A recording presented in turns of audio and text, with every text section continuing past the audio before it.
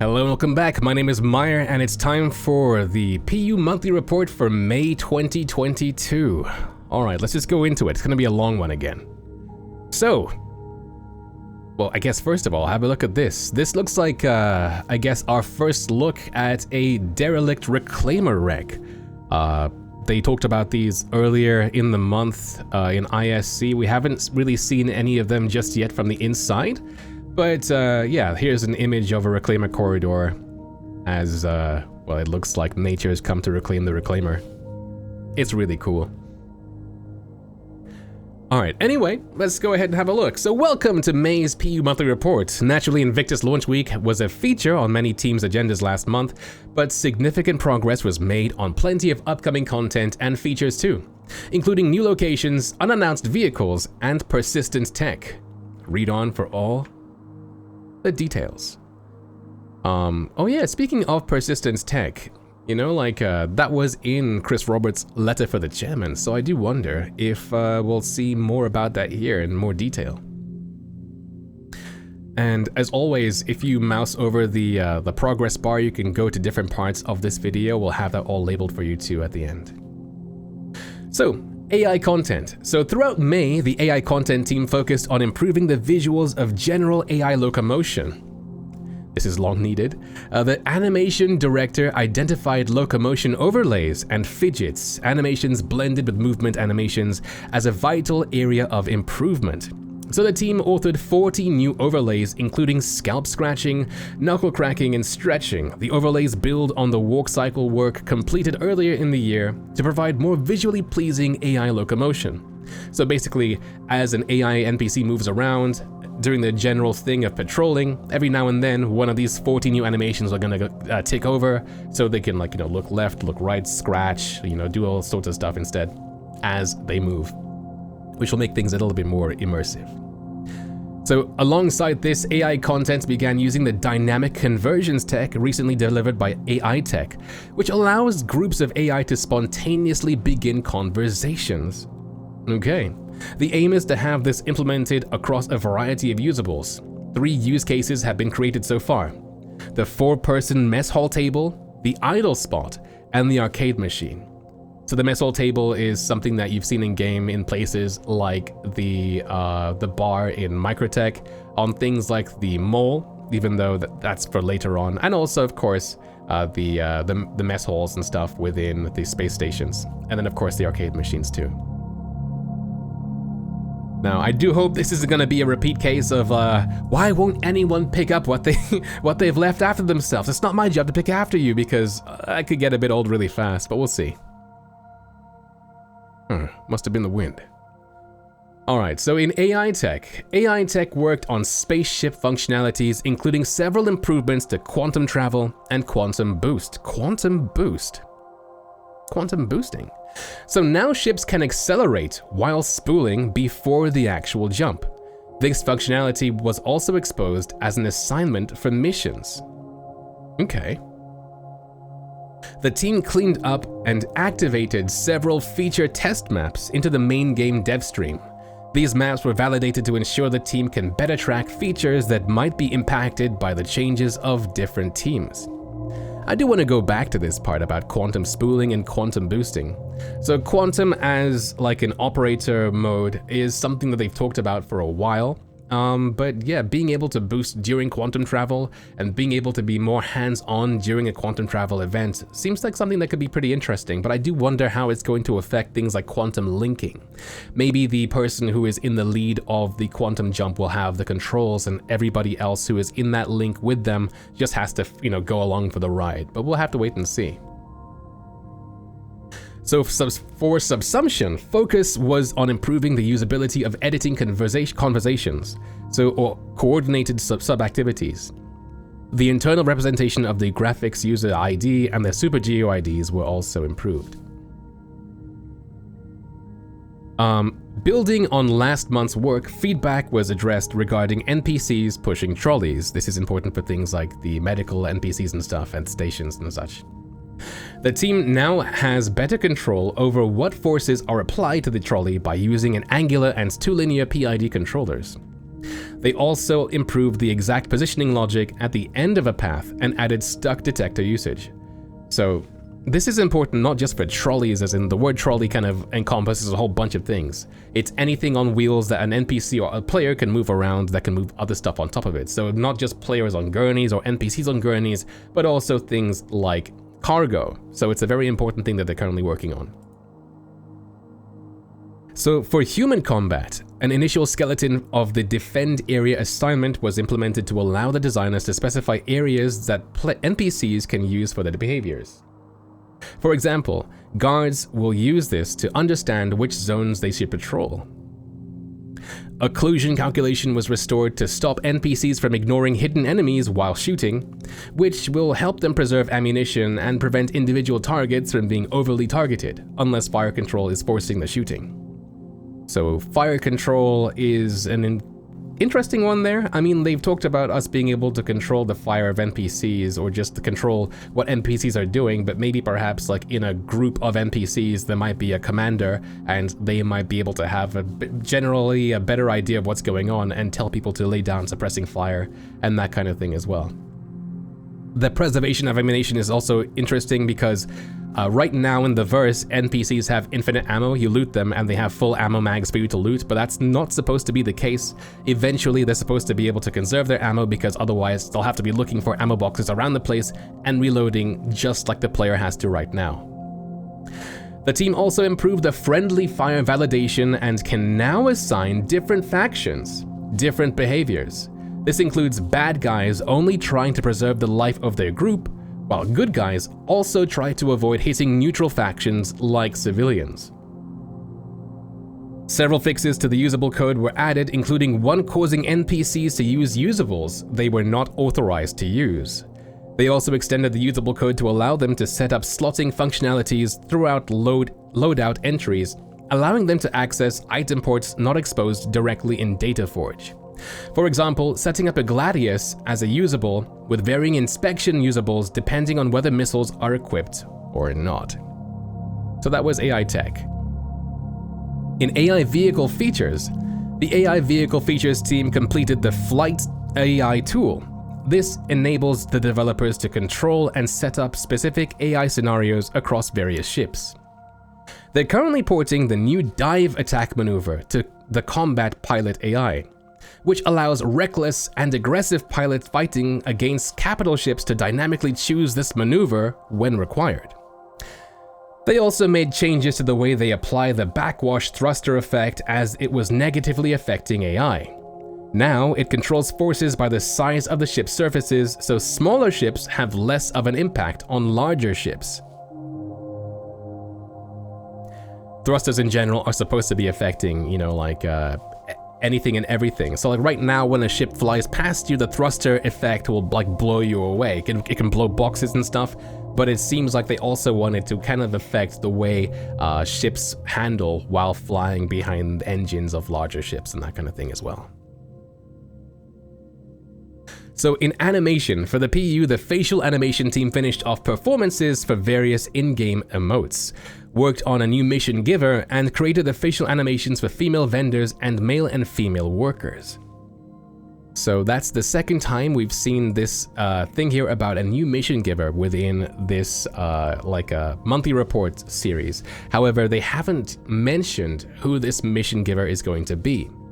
Now, Eddie Parr was supposed to be a mission giver about 2 years ago, and I believe the NPC himself exists within the microtech system in the bar, but he doesn't yet give missions. He doesn't summon you, and he's kind of there, but I'm not sure what CIG want to do with that. This doesn't seem to be Eddie, otherwise they would, I would assume, use his name. It might be a pyro mission giver in that case. So for AI characters, Character Art spent the month wrapping up Q2 assets, which included work on several armor variants. They also continued to work on the Pyro Frontier outfits. For art ships, last month the UK team began improving the damage maps on all ships in preparation for the salvage mechanic. Development also continued on several vehicles. So if you've flown the Scorpius, you'll notice that the damage I guess the damage maps on that ship are pretty good, and I believe that's because, of course, they had to make sure it was up to a certain standard to begin with anyway for salvage. So if you want to see what the damage maps are supposed to look like for all other ships going backwards, I guess start with the Scorpius. An unannounced ground vehicle progressed into final art and design. A new unannounced ground vehicle, perhaps maybe coming out in 3.17.2 if it's already this far along development. While a new ship entered the early grey box stage, with work on the cockpit and dashboard progressing well. That's also pretty far along the development line. I wonder what the heck that could be. The Banu Merchantman continued to move through grey box, with May's focus on the ship's exterior art. The team are currently working on the underside and the look and feel of its wings.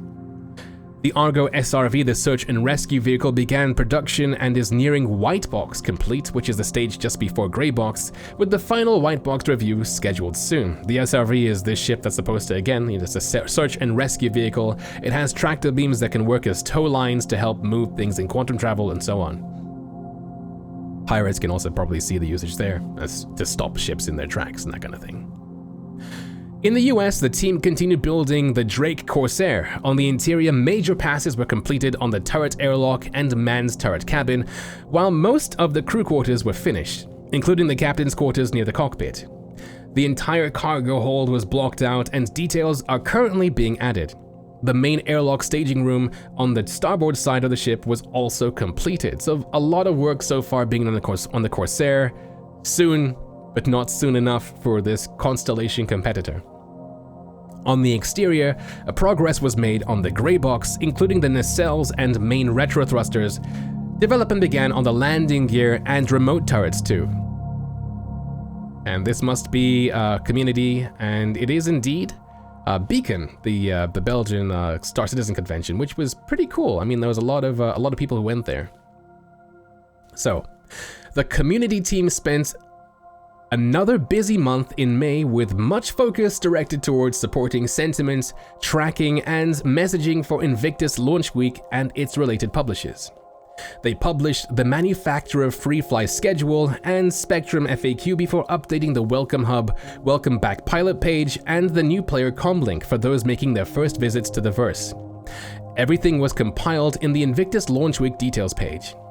In tandem with the events, they held a screenshot contest and the 2952 Dunload Derby race, in full collaboration with the racing community, scr.gg. And if you haven't seen that yet, you should. If you are into racing at anything in Star Citizen, check it out, because that's basically where that community is right now. I believe Thrustmaster also partnered with them and gave away some joysticks as part of it. And further supported Invictus 2952 with sentiment, tracking, and server status communications. They also announced the winner of the MISC bumper sticker and the Tour of Stanton contests that began at the end of April. The team also updated the roadmap's release view to reflect the rollout of key technologies in 2022, as mentioned in the latest letter from the chairman. A few team members had the opportunity to attend the Beacon events, an epic community-organized meetup convention in Belgium, and meet members of the wonderful community in person again. The team said, "We had an absolute blast and want to thank everyone who came out and said hello. It was great seeing everyone in person again, and we can't wait for the Bar Citizen World Tour this summer." So I believe even Pedro Camacho, the composer for Star Citizen, the guy who made this track you can hear in the background, was also there too. Alright, here's a shot. It looks like Grimhex, but we'll see. They also hosted the Drake Mule and Anvil Legionnaire Q&As, giving the community the opportunity to ask the vehicle developers their most burning questions. And if you haven't seen the Drake Mule and Legionnaire Q&As, we have them on the YouTube channel, so look out for those as well.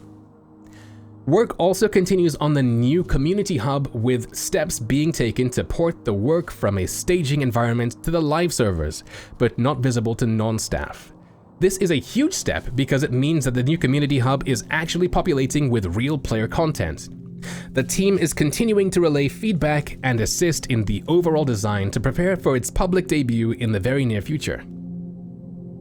Looking a bit ahead, the team is in deep planning for this year's Foundation Festival. ship showdown, upcoming dynamic events, and much more. So again, that Siege on Horizon is that dynamic event. The Foundation Festival, I'm not quite sure exactly what it is anymore. It's another one of these events for free flying and such, I'm sure. But we'll see. And of course, the Ship Showdown is for the Intergalactic Aerospace Expo happening around November. Okay. So now in Engine. In May, the physics team added a new dynamic entity, ROP rope entity _EX, to simulate a rope running over a pulley wheel. Okay, now this, I imagine, before reading any further, has to do with the rappelling tech that they want so that players will be able to go down steep inclines and cliffs and so on. As an optimization, round-robin free lists were added for factories to reduce contention when creating or destroying objects. Additionally, vehicle pad normals are now cached to speed up collision processing. On the renderer, work on the Gen 12 transition continued. APIs for transient resource sets and various transient buffer types further matured, and all relevant client code was updated to make use of them. The Gen 12 pipeline to render cube maps was enabled, and Gen 12 support for fog volumes and various other render nodes were also enabled. A new reflection buffer API was implemented, and worker contacts were established throughout the client code. Resource sets are no longer unnecessarily created, and material updates are not pushed into processing queues if there isn't anything to update. Support in debug comparison code was added for stencil stake checks, skinned objects, and forward stage. I understood some of those words. So the engine team says, speaking of the forward stage, a lot of work went into it this month, and we hope to enable it soon. I do wish they would explain what the forward stage was, but who knows? Maybe somebody in the comments can tell us. So support for eye overlay pass was added too. The Gen 12 port of Planet Ground Fog was completed, and the Gen 12 ports of atmospheric and volumetric cloud rendering commenced. Additional improvements to Planet's terrain height map rendering and spherical cloud and Planet's terrain shadow rendering were also made. On the core engine, various improvements were made to the profiling system to better analyze fibers and their preemption, and to track callers of semaphore, waiting, and file reads. Semaphore, a system of sending messages by holding the arms or two flags or poles in certain positions according to alphabetic code. Support to collect peaks was also added to prioritize optimization tasks. Various optimizations from recent performance captures on the PT were implemented. Also, power scaling is now disabled for all threads to the engine spawns with normal or time-critical priority, which helps thread scheduling for main render physics, batch worker, etc. And improves performance. That's the most important thing of everything here. It improves performance. Good to read. Additional optimizations were made, including removing the final lock in the background job manager, checking authority requirements when activating component updates based on ECU's events, and skipping updates of hidden entities. Lastly, improvements were made to reduce the size of Windows executables and their symbol files. The remainder of the time was spent supporting and bug fixing Alpha 3.17. So for engineering here, improvements. The Gen 12 renderer is something that you've seen dividends of now in 3.17.1, as we now have, like over 60 FPS in quite a few places, but it's not done yet. Things like volumetric clouds on planets and stuff are still using the old renderer. Once everything gets pushed through this pipeline, I expect to see even more performance in places like Crusader and Hurston. Alright, so for features, we now have the Arena Commander feature team, so along progressing with scanning improvements, the team fixed bugs, most notably those that had been affecting the gameplay of Arena Commander and Star Marine. The team say that continual feedback for the community regarding these areas of the game has been hugely helpful and is greatly appreciated by our team. And I'm sure the Free Fly event that we had recently was able to give them even more information. So improvements to the racing mode were made too, which is planned for an upcoming release. I'm sure that the Star Citizen Racing League here are looking at this going, what exactly is going on here? Obviously, the AC team have made changes now to the Dying Star and the Broken Moon maps. They look phenomenal now. They've been doing bug fixes and stuff for them now, but of course, the Murray Cup, Planet Green, and all its racetracks need some love too, and it looks like that's happening soon, TM. So, features, characters, and weapons. In May, the team continued updating the scanning feature, improving the visual effects when triggering a ping, wave while on foot, and how it highlights different contacts. Interactable items and points of interest critical to mission progression will be highlighted too. Good to know. We need this for FPS scanning most certainly. Of course, this is also tying into Scorching 42, which as a single player game needs cues like this in order for you to progress that as well. The team is also increasing the amount of information gathered from scanned objects. For example, a door will reveal its current state and if it can be affected via hacking. So again, this seems like FPS scanning we're looking at right now. NPCs and other players will show the contents of their physical inventories, and player corpses will reveal their cause of death. I'm looking forward to this so much. Like, we've seen FPS scanning as a feature be pushed time and time again now for other things of high priority, but it's about time that we get this. The feature team say that hooking up all this data can be quite a time-consuming task, as it requires a lot of data mining of different systems and their variables. Part of the work is ensuring the addition of future data will be frictionless, and which is why it's taking a while, because they don't just want to have all this old stuff coming in and working seamlessly, but they want anything new that comes in down the pipeline to come into this and work without a hitch. The team also created a model for serializing damage maps online, which is required for salvaging. The client is able to make accurate predictions, but can also rewind and replay applications of hits on the damage map. The server will still send the full map to a client when required, but this prediction will keep the need to send full data to a minimum, to prevent things like lagging and hitching and stuff. Okay, so Vehicle Features spent time throughout May working on Alpha 3.17 and Invictus launch week. Outside of release support, great progress was made on quantum travel boosting. The second time now we've seen quantum travel boost written anywhere. Primarily, making it feel right as ships accelerate and attempts to maintain heading.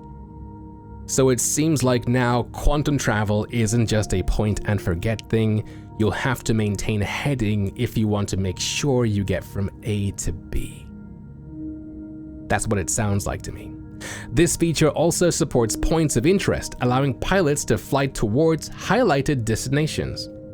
So it's too early to say, but right now there are orbital markers, there are mission points, there are places like outposts that you can go to, calibrate, and go. But they've also talked about wanting you to be able to do what they call like long distance scanning, finding points of interest that way, and then quantum traveling to it. The idea is they don't want you to be able to just blind QT anywhere because, you know, like space is big and what's the point? Instead, they want you to be able to go off the beaten trail using things like deep space scanning to help you find things that actually matter. So that's going to be very interesting. I mean, right now it's all just speculation, but I mean, they're working on it. The team are continuing to update persistence tech features to use the new systems and fixing problems along the way, usually connected to systems such as streaming, networking, and persistence. General balance work continued too, including a pass on general item health to stop ships from shutting down from explosions. We had this the other day. Like, we were riding a mule, and the C2 Hercules exploded, and the mule shut down. They also continue to balance the refueling mechanic, deciding on the volume of fuel the Starfarer can carry and the sizes of ships it can refuel. Now, is that to say that they want to actually limit the amount of ships the Starfarer can refuel? Because we have things like the Vulcan, And the Vulcan has these barred drones, and these drones can also refuel and siphon fuel. But of course, their nozzles are much smaller. I wonder. So the setup and balance of the new ground vehicle physics is progressing well. The team now have baseline handling and are laying out the remaining dependencies to make them game ready. Alright, and we've seen them talking about ground vehicle physics. In a nutshell, right now, if you ride an Ursa rover, you can essentially almost climb a 90-degree wall. And if you stop, it just sticks on the wall like a biker mouse. But they want it to be more realistic. They want it so that like the mass of the vehicle will also make it roll down, all sorts of things like that, and they're working on it. We've seen some progress of this feature in an ISC recently. So for graphics and VFX programming, work on damage maps continued last month, with the team focusing on Debris creating its own map based on the parent map. They also implemented an interface for querying damage within an area and persistent snapshots, as well as optimizations for processing hits. For Gen 12, the team improved the viewport API and continued porting the region copy pass into render to texture to Gen 12.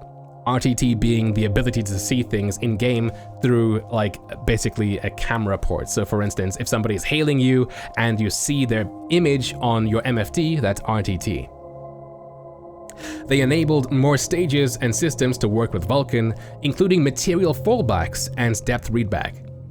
Fixes were made for the tessellation output of organic shaders and planet array textures not using texture 2D arrays.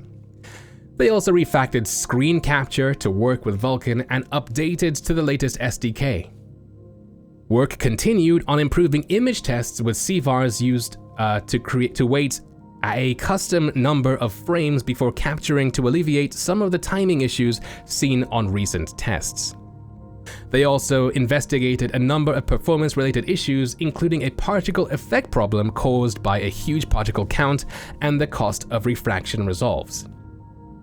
A number of bugs were fixed in the render-to-texture system, including a series of asserts caused by setting a large aspect ratio to a render-to-texture object, as well as fixes for hollow volume sorting issues in the mobiGlass. The team also continued improving shaders with experimental improvements to the hair color model and wear version 2, including the addition of primer complement in Layer Blend v2. Yo, Anna Dimitriou, thank you for the raid. Anna is the voice actor for so many characters in Star Citizen. Welcome. We're currently reading the monthly report. We'll all be almost done in a second, but welcome everybody. And here is an image. I believe this is this the Banu Merchantman Grotto? It might be. So in lighting, May saw the lighting team continuing to support the Siege of Orison mission. So the lighting team here say the playable space of the mission is massive, which means a lot of lighting work goes into covering the whole area to provide an interesting and unique atmosphere at night and day, while also ensuring good player visibility on objectives and AI. Polish and optimization were also done. The space being a fully man-made exterior location means a lot of light entities and shadows must be rendered, so the team spent time ensuring performance was smooth without too much visual sacrifice. Coop, thank you for the sub gift to Hannah as well. Thank you, everybody. So they also worked on the new Derelict Reclaimer locations, and we saw an image of one of those at the beginning of this video, which involved embedding them into the planet's surface and dressing and lighting each version. And there's the exterior now of one of these Reclaimer wrecks. So I do wonder if in the future of this, when it's out, if things like the Vulture will be able to also kind of peel off some of the hull if it's available to it, and you know, like do salvage this way as well. You can see that it's like a lived object as well. You might find NPCs here out on the frontiers and the sticks here. You can see tarp there. It's not just a wreck, it's a wreck that was made a home. Alright, so locations, Montreal. The locations team spent the month working on the Reclaimer space missions and Derelict Reclaimer settlement. They're currently polishing and bug fixing in preparation for the release, which will complete the initial proof of concept for the Derelict settlements. So Reclaimer space missions as well. So kind of similar to how we have the 890 jump mission. I'm guessing this is a mission that's going to take place on board an 890 jump, or a reclaimer, sorry, and who knows, maybe in the future things like the Legionnaire will play a part in this. The next stage is to take the proof of concept and see how much depth can be added, with variations to both environmental art and level design. They're also looking to add more module and habitation variations, more missions with different modifiers, and potentially new gameplay elements. The 600i and Mercury Derelict settlement, which will be located on Myre, progressed well throughout the month. The level design team are currently looking at what the environment art team has done in preparation for adding missions and AI. So there's going to be an MSR and 600i Derelict on Myre as well. Kind of similar to how we have the Javelin Derelict, but of course with an interior and things to look and see and probably salvage as well. So, the rework of Lorville Cityscape is ongoing, with the team switching from concept and pre-production to production. Like Lorville is gonna have a pretty big change eventually. Right now, I believe the cityscape, which is like the city portion you can see when you look outside the CBD, is using older assets from ArcCorp, but they actually want it to be its own bespoke thing.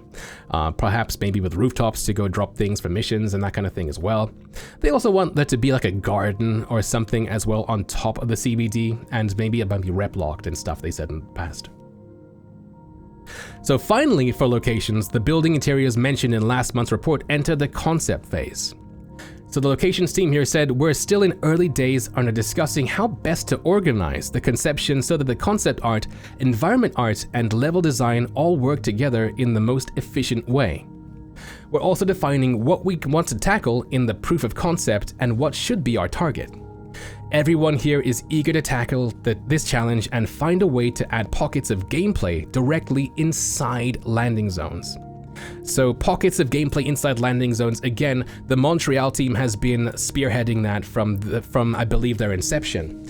If you go to places like Horizon, you'll see that there are these barges, like floating around with cargo boxes. And even now, I mean, if you go flying to one of those things and you manage to land like a Gladius or a small size ship on them and go towards the main bridge section, there are things like cargo boxes and stuff like that, mission delivery points and stuff already there. So the Montreal team are essentially working on all the existing landing zones and making sure that there is gameplay assigned to that, so that you're not just going from one station to another or one city to another, but also giving you a purpose for staying in a place like that. I believe they also want to do things like give you missions aboard space stations like Everest Harbor and the Lagrangian ones to do things like, help to upkeep it, like repairing conduits and that kind of thing as well.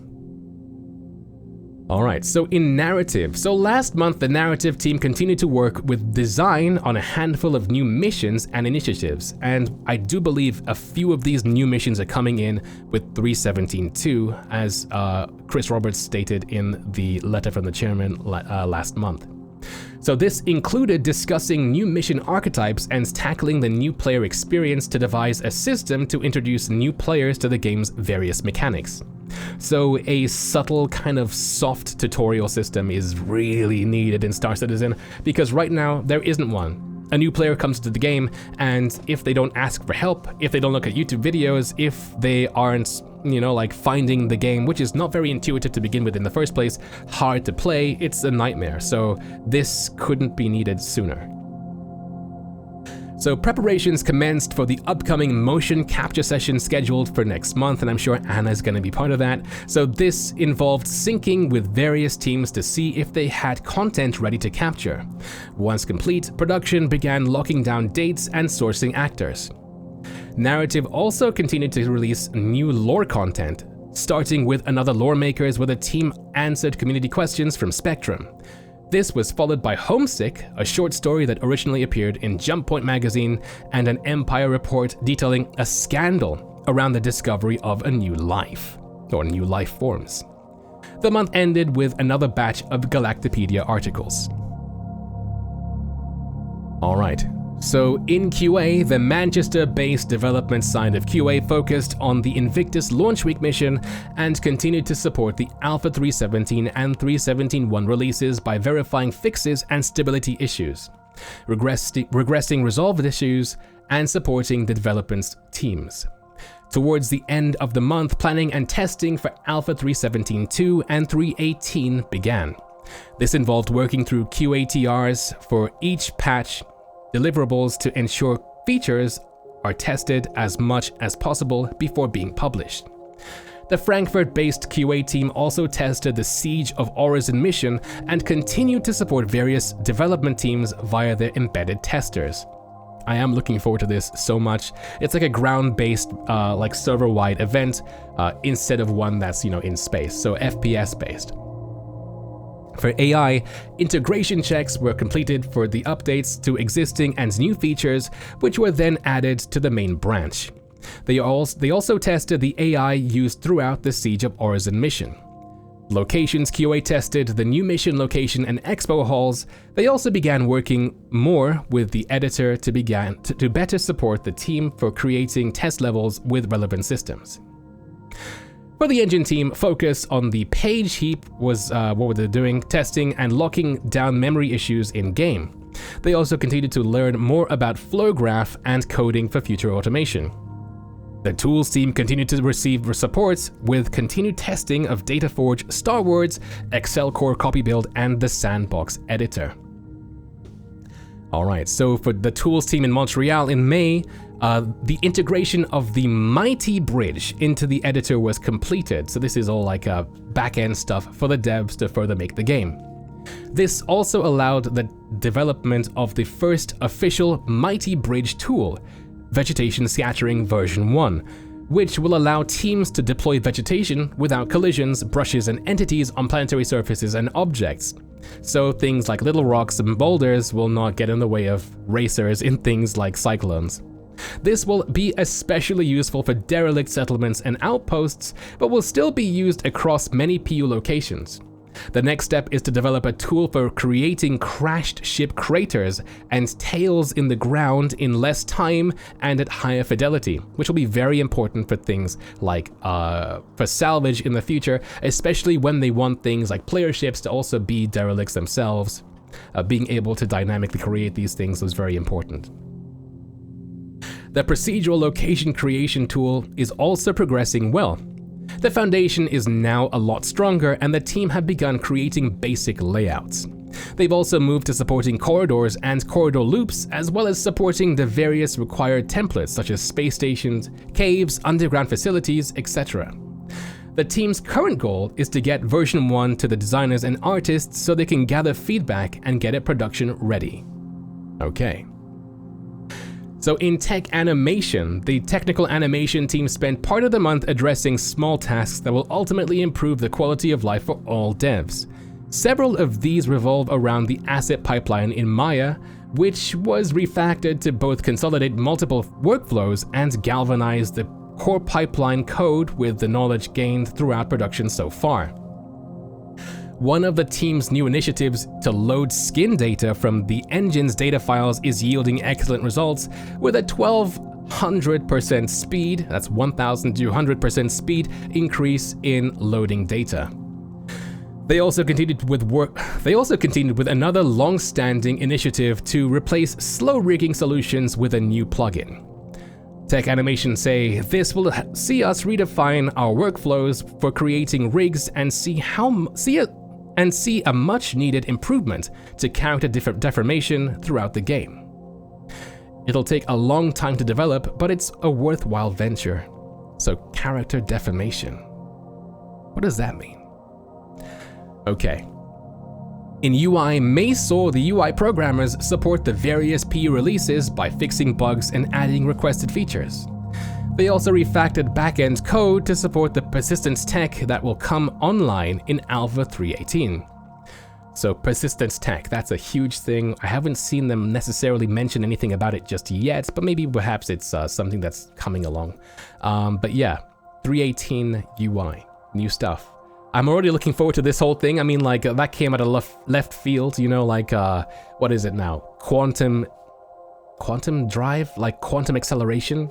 Pyro is gonna be a big system, so stuff that kind of like is around quantum drive is very important. Okay, and then lastly, VFX. So May saw the VFX team complete their work for Invictus Launch Week alongside tasks for the RSI Scorpius and Drake Mule. VFX concept art began work on the quantum travel rework. Again, quantum travel rework. We've had this come up again and again and again and again. This is the first time us reading about it, but here it is.